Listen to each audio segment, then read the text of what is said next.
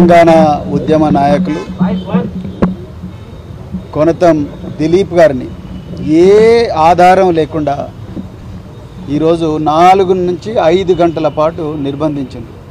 ఆయన కుటుంబ సభ్యులతో ఆయనకు ఏమాత్రం కూడా కమ్యూనికేషన్ లేదు.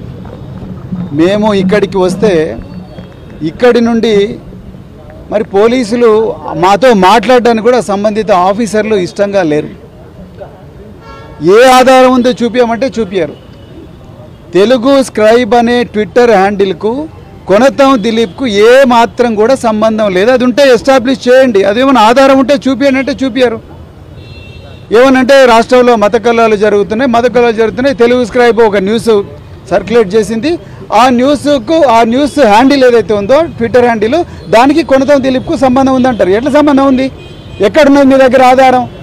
మీ దగ్గర ఉన్న ఆధారాలు చూపించండి. మీరు ఏమైనా ట్విట్టర్కి రాసిండ్రా లెటరు? ట్విట్టర్ మీకు ఏమైనా చెప్పిందా ఇది కొనతం దిలీప్కు సంబంధం ఉందని?